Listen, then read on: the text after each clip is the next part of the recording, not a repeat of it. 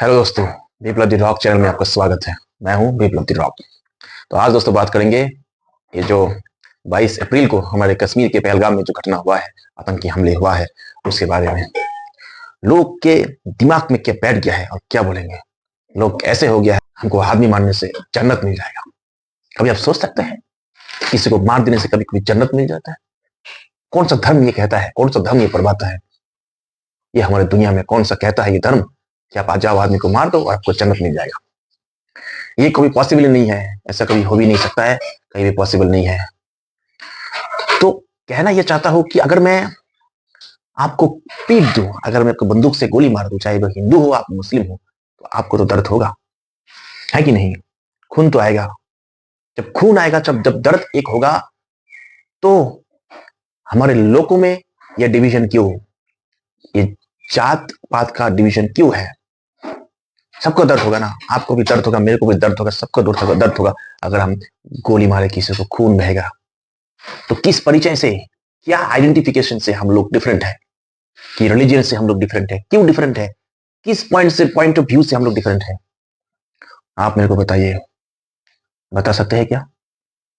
बताइए, आप लोग से मैं आंसर चाहता हूं इसका। कौन सा पॉइंट ऑफ व्यू से हम लोग डिफरेंट हुए? भाई भारत, मैं हिंदू हो गया हूं, भाई भारत अब मुस्लिम हो गया है, भाई भारत मेरा दोस्त क्रिश्चियन हो गया है। जो हमको जन्म से मिल गया है, भाई बर्थ हम हो गए हैं, उसको तो हम चेंज नहीं कर सकते हैं। चेंज करने का मतलब ये मैं कह रहा हूं कि अगर हिंदुओं के, मुस्लिमों के, सिखों के, ईसाई के अगर लाइफ स्टाइल, जीवन शैली, विश्वास अलग अलग चीज है, तो ये तो हम जन्म हो गए, हमारा जन्म हो गया, तो उसके बाद से हम इसको फॉलो कर रहे हैं। हम उसको तो चेंज नहीं कर सकते हैं भाई, बर्थ जो चीज है वो हम चेंज नहीं कर सकते हैं। लेकिन हम ये तो कह सकते हैं कि जो हमारे अंदर है, जो हमारा ह्यूमनिज्म का धर्म है, मानवता का धर्म है, वो तो हम निभा सकते हैं, है ना? तो किस चीज का डिफरेंट हम देख रहे हैं?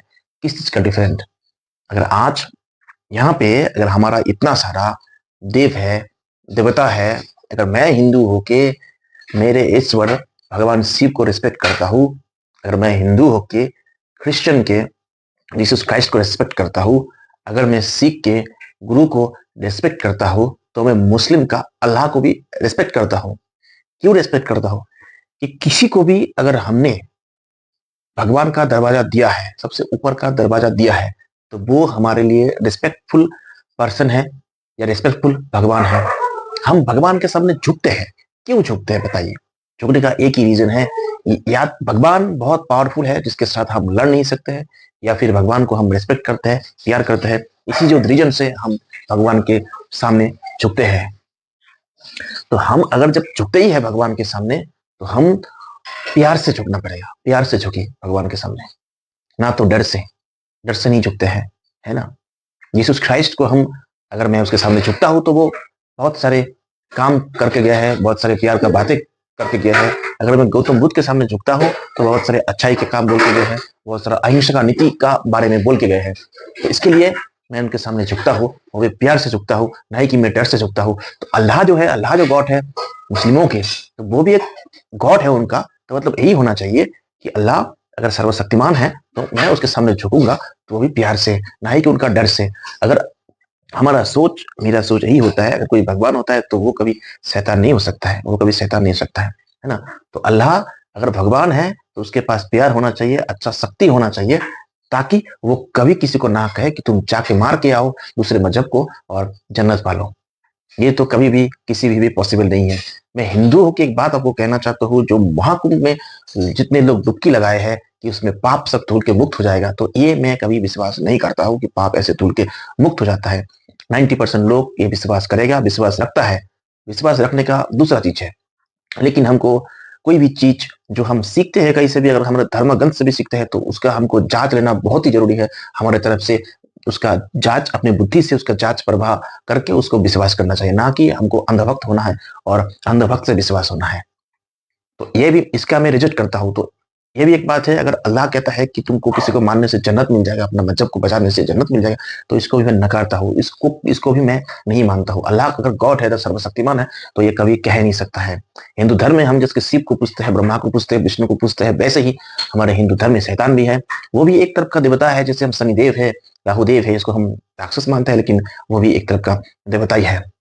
तो ये लोग कभी कहता नहीं है कि तुम जाके तुम किसी को मार के आओ, सबका अपना अपना धर्म रहता है। तो 22 तारीख को ये जो घटना हुआ है, इसमें बहुत दुखद बात है, इतने सारे लोग मारे गए हैं। तो अभी बात यह है कि वो लोग महिलाओं को छोड़ दिए है, तो महिला को जो छोड़ देने का पीछे, इसके पीछे अगर कोई पॉलिटिकल रीजन हुआ, क्योंकि वो लोग बोले थे कि आप मोदी को जाके बोलिए, तो पॉलिटिकल रीजन का अगर मैं छोड़ देता हूँ, तो जैसे वो लोग महिलाओं को नहीं मारे हैं, उनका ये जो आतंकी है, उनका एक जो इसका चरित्र है कि महिला और बच्चे पर वो वार नहीं किया, अगर मैं इसको उसका चरित्र मानता हूँ, तो अगर वो इतना ही फॉलो करता है अपने प्रिंसिपल्स को, तो प्रिंसिपल्स उसका इससे भी बड़ी होनी चाहिए, इससे भी बड़ी होनी चाहिए। सिर्फ महिला नहीं, बच्चे नहीं, पुरुष नहीं, सब मनुष्य को देखकर, मानव जाति को देखकर वो सोचना चाहिए कि किसी को हत्या करना अल्लाह की नजर में हमेशा गलती होगा, वो कभी एक्सेप्टेबल नहीं होगा।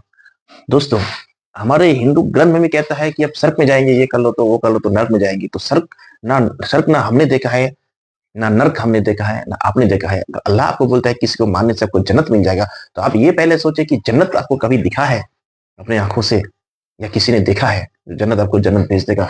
जो सोच है वो हमारे साइंटिफिक होना चाहिए, वैज्ञानिक की तरह सोच होना चाहिए, ना कि अंधभक्त की तरह। दोस्तों, यही बात है, हर चीजें लिखी गई है किसी भी अपने धर्मों के ग्रंथों में, वो हर चीज को तो सत्य होना है ये जायज नहीं है। और हर चीज जो लिखा हुआ है उसको हम लोग को जांच के परख के उसको हमारे दिमाग में लेना है, हमारा मन में घुसाना है, वो भी जांच के परख के, ना ही अंधभक्त के हिसाब से। जैसे मैं कहता हूँ दोस्तों, जैसे हमारे धर्मों में भगवत गीता, महाभारत, रामायण जैसे महाकाव्य को बहुत पवित्र माना जाता है, और उसको अगर घर में रहता है तो उसको पवित्र जगह में रखा जाता है। हमारे 90% लोग यही बिलीव करता है कि श्रीमद् भगवत गीता बहुत एक प्योर बुक है, जो हम उसको अच्छी तरह से रखते हैं, एक पवित्र जगह में रखते हैं। लेकिन दोस्त, एक हिंदू होने के नाते मैं ये विश्वास करता हूँ, उस बुक को पवित्र जगह में रखने से ज्यादा जो अहमियत का बात है, सबसे इंपॉर्टेंट बात है, उसमें से नॉलेज है, उसमें जो ज्ञान है, वो लेना बहुत जरूरी है। हिंदू में भी अंधभक्त है, जो उस बुक में, उस किताब में क्या लिखा है, ज्ञान में क्या कहता है एक्चुअल में, उसको नहीं पढ़ते हैं, बस उसको पवित्र कह के वो रख देते हैं, और यहाँ पे अपने जिंदगी में बुरा कर्मों से भरे हो जाते हैं। ऐसी ही बात है, सेम यही चीज हो रहा है मुस्लिमों के साथ, जो कुरान के जो अपने जो मीनिंग है, जो उसका रियल परफेक्ट मीनिंग है जो होना चाहिए, उसको नहीं समझते हैं। सिर्फ समझते हैं कि कुरान है, हाँ कुरान ये बोला है, इसका मीनिंग ये है, तो वही समझ लेते हैं कि चलो मानना है। अगर जिहाद वहां पे कुछ और लिखा है कि जिहाद का मतलब क्या करना है, तो वहां पे वो लोग समझ लेते हैं कि जिहाद का मतलब चलो दूसरे मजहब को हम मार देंगे, तो उसमें हम जिहाद कर लिए, कुरान को फॉलो कर लिया। ऐसा कभी नहीं होता है दोस्तों। मुस्लिमों में इसमें एडुकेशन की बहुत जरूरी है कि कुरान में क्लियरली क्या लिखा होता है। उसी तरह हिंदू में भी लोग हैं जिसको श्रीमद् भगवत गीता में क्या लिखा है, उसका नॉलेज का, उसके अंतर्निहित ज्ञान क्या है, उसको जानना चाहिए, ना कि उस बुक को पवित्र कह के जो भी उसमें बोला गया है उसको ना समझ के वो सिर्फ बोल देना है, किसी को भी बोल देना है, कुछ भी कर देना है उसको फॉलो करके। तो सही बात है, जांच परख के, नॉलेज को रख के फिर करना। ठीक है दोस्तों, यही तक मैं कहता हूँ, इतना ही मेरा कहने का बात है। अगर मेरे चैनल को या मेरे वीडियो को आपको अच्छा लगा है, तो मेरे वीडियो को जरूर लाइक और सब्सक्राइब दीजिएगा, और बहुत सारा शेयर कीजिएगा, ताकि ये हर कोना में जाए, और हर किसी भी वो धर्म हो, किसी भी मजहब से हो, उसको अपने ज्ञान और शास्त्र को, नॉलेज को ठीक से परखने की ताकत उसको मिल जाए। दोस्तों, फिर मिलेंगे दूसरे वीडियो में। तब तक सबको नमस्ते, सत श्री अकाल, वालेकुम अस्सलाम। अच्छा रहे और स्वस्थ रहे।